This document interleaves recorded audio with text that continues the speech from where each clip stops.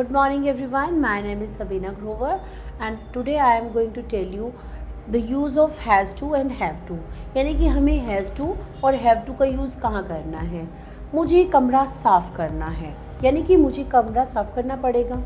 तुम्हें परिचित को स्कूल से लेने जाना है, इसका मतलब तुम्हें ये काम करना पड़ेगा। जब भी हमारे पास कुछ ऐसी सिचुएशन होती है जिसमें हमें किसी को काम करने के लिए कंपल्शन होता है, यानी कि we are not happy to do that work but we have to do it, मतलब कि हमें वो काम करना पड़ेगा। तो उस सिचुएशन में हम यूज़ करते हैं has to and have to का। हैज़ टू और हैव टू ये दोनों ही प्रेजेंट फॉर्म में यूज़ किए जाते हैं, प्रेजेंट टेंस में ये बताने के लिए कि आपको तो ये काम करना पड़ेगा या मुझे ये काम करना पड़ेगा। हैज़ टू और हैव टू के बाद हमेशा वर्ब की फर्स्ट फॉर्म का इस्तेमाल करते हैं। आई, यू एंड प्लूरल के साथ हम हमेशा हैव टू लगाते हैं। ही और शी, इट, इन सब के साथ, यानी कि ये क्या है, सिंगुलर्स, तो इन सिंगुलर्स के साथ हम लगाते हैं हमेशा हैज़ टू। जैसे कि मैंने आपसे कहना है कि तुम्हें घर जल्दी आना है, you have to come home early. उसे स्कूल जल्दी जाना है, she has to go to school early.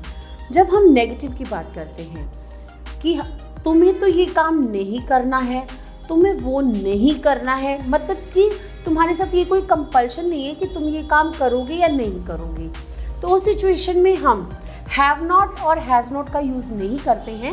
उसके बजाय हम यूज़ करते हैं do not have to and does not have to.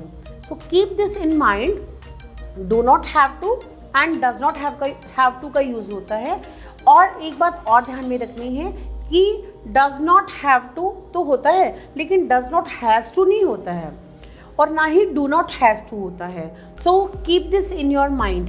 जैसे आपने कहना है कि उसके पापा अमीर हैं, इसलिए उसे काम करने की ज़रूरत ही नहीं है। His father is rich so he doesn't have to work. So keep this in mind कि मैंने डज नॉट के बाद हैव टू लगाया है, चाहे वो सिंगुलर है तब भी मैंने हैज़ टू का इस्तेमाल नहीं किया। तो जब भी आप नेगेटिव में हैज़ टू या हैव टू यूज़ करते हैं तब आपको do not have to and does not have to का यूज़ करना है। एक और एग्जांपल लेते हैं, जैसे तुम्हें मेरा इंतज़ार करने की ज़रूरत नहीं है, you do not have to wait for me. Keep all the things in your mind and keep learning. Thank you.